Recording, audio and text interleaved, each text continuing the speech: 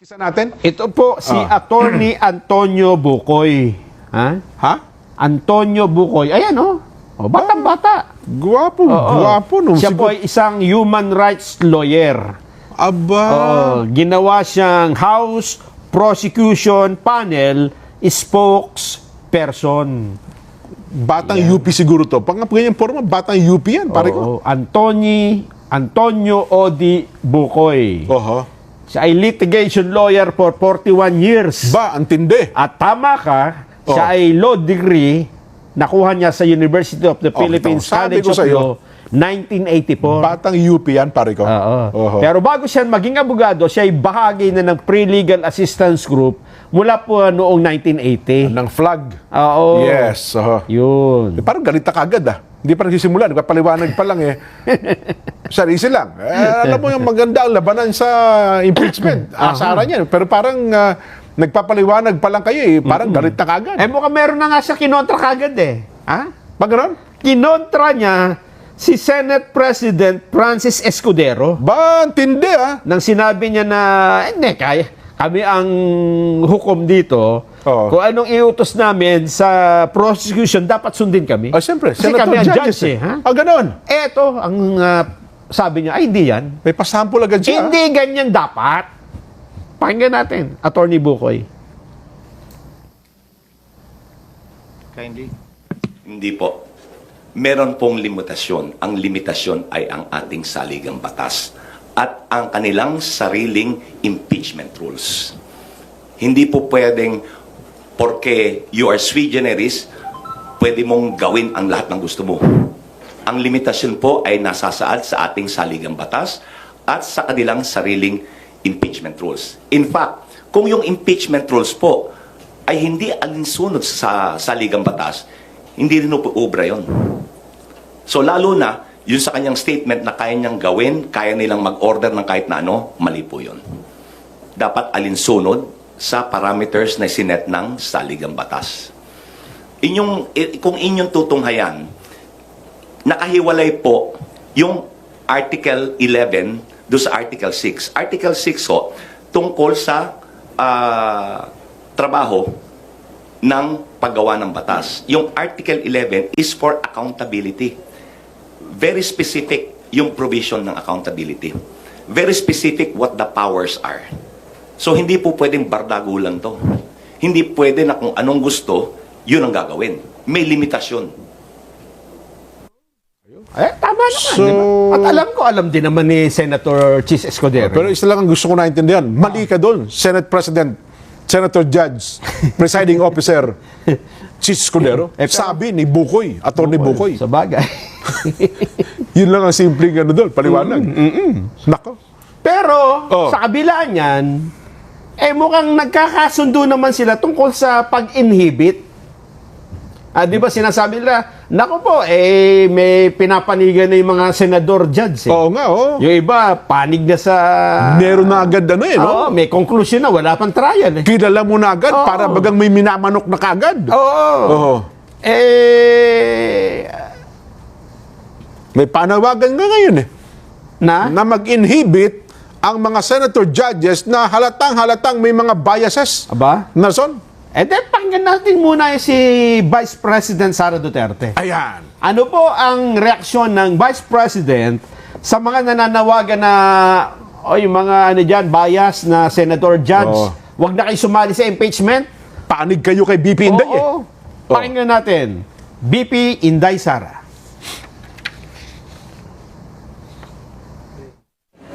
Hindi kasi tayo pwede magpa-inhibit ng mga senator judges based on bias. Dahil ang posisyon lang naman ng isang tao is you are for or against. Inday Sara, no? Kung ganun ang ating basehan sa inhibition, ay dapat din natin ipa-inhibit ang mga senators na meron ding bias against Sara Duterte, no? Tulad na lang ni Senator Risa Ontiveros na in a public speech, sinabi niya na kailangan talaga ano ba term na ginamit? Kailangan burahin or kailangan wasakin, kailangan sirain, gibain ang pamilyang Duterte. So kung ganon na magpa-inhibit tayo based on bias, ay madaming senators ang ipapa-inhibit for or against Sara Duterte. Kaya sinasabi ko, ibigay na natin yung benefit of a doubt dyan sa ating mga senator judges na gagawin nila ang trabaho nila ng patas according to sa sinumpaan nila as senator judges. Ayun. So, sa kanya, ang sabi ng BP Inday, kung magpapa-inhibit kayo ng pumapabor sa akin, ipapa-inhibit din natin yung kontra, ha? Yun na nga, na parang pumapabor naman sa kabila. Oo. Dapat anya, Senator Judges, walang kinikilingan, walang pinoproteksyonan. Serbisyong totoo lang. 23 oras. Natulog ng 1 oras eh. May sagot dyan si Congresswoman Isabel Zamora. Ito naman yung Member ng prosecution team yan. prosecutor. Oo. Congressman ng kung di ako nagkakamali ay Zamora, San Juan. Oo, San Ibang Juan. Zamora ito yung kasi meron kasing Pami Zamora din eh. Tagig naman yun. Di ba sabi ni BP Inday, Oo. dapat ipa-inhibit din yung mga bumoboto na lalo na yung Sena Ontiveros, di ba? Oo. Ito naman ang sagot ni Congresswoman Isabel Zamora. Yan. Pakinggan naman natin.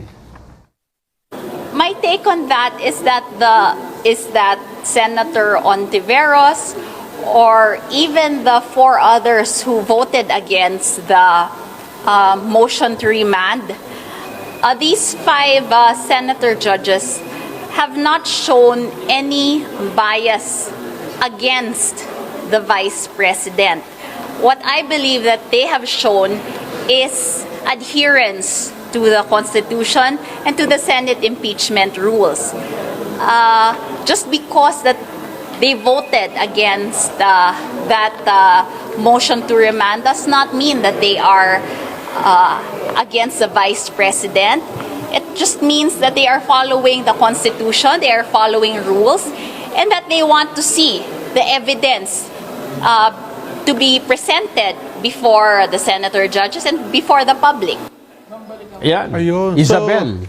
Oo. Zamora. So para sa kanila, hindi bias yon. Hindi daw. Kasi ang sinusundan daw nila ay ang konstitusyon daw. Ganun. Parang tiningnan na nila, then mali yung pagre-remand. Oho. Oo. Kung si Senate President Chis Escudero naman ang tatanungin. Ayan, yan naman. Tingnan natin. Total siya ang Presiding officer. di ba? Yes. Your Honor, ano bang gusto nila mag-inhibit yung mga bias na senator judge? Ano ba dapat gawin? Your Honor. At kung may panawagang inhibition dun sa mga pabor kay VP Sara, anti-impeachment, malamang may panawagan ding inhibition dun sa mga ayaw kay VP Sara at saka pabor sa impeachment ng mambabatas. But generally, ang pag-recuse, ang pag-inhibit is voluntary on the part of the impeachment court judge.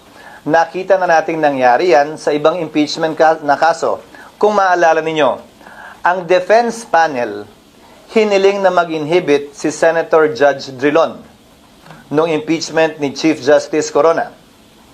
Ang desisyon ng impeachment court doon ay hindi yan pwedeng pagbotohan, ni hindi tinake up sa impeachment court dahil voluntary decision yan ng isang impeachment court judge. Ngayon, defense panel ang humiling nun.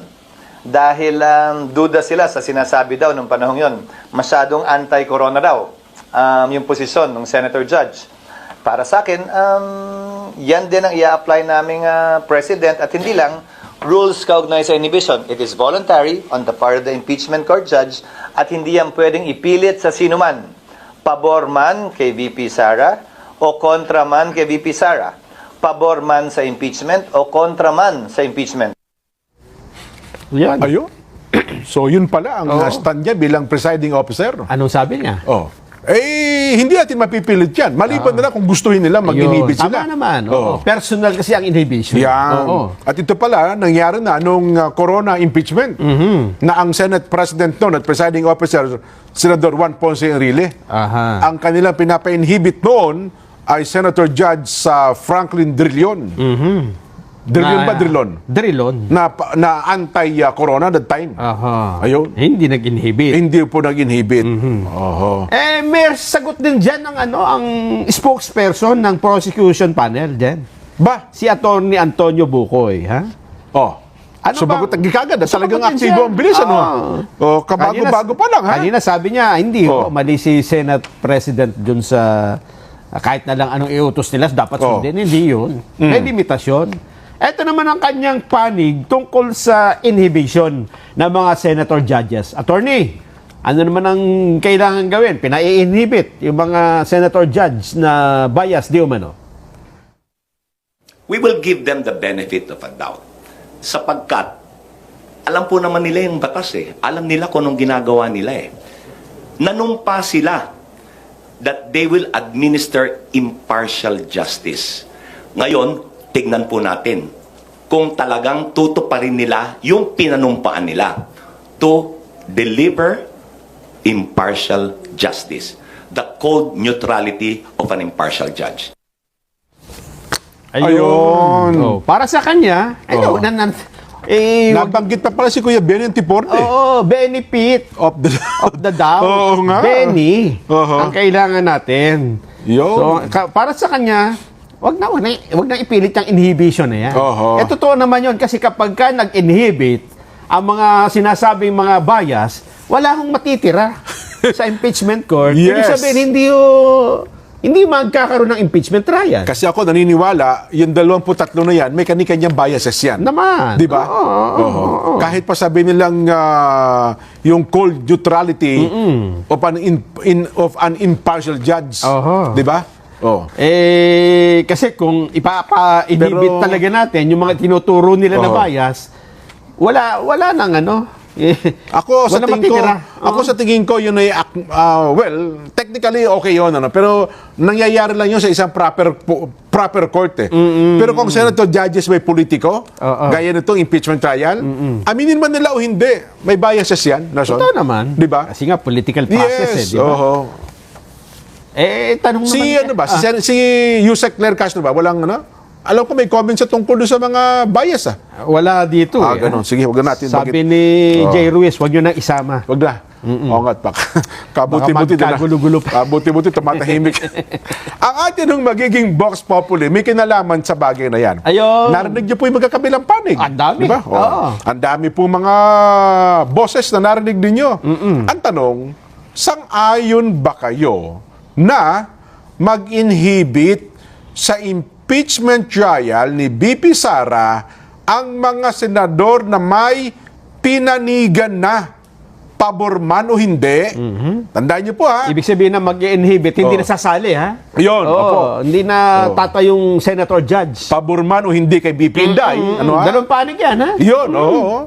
Wag yung sasabihin, hindi, yung mag-inhibit lang yung pabor kay BP Inday. Hindi ho yun. Kaya nga ating tanong, ulitin natin o pakalimi-limi niyo po ulitin ko, sang-ayon ba kayo na mag-inhibit sa impeachment trial ni BP Sara ang mga senador na may pinanigan na, pabor man o hindi? Kung ang sagot niyo po ay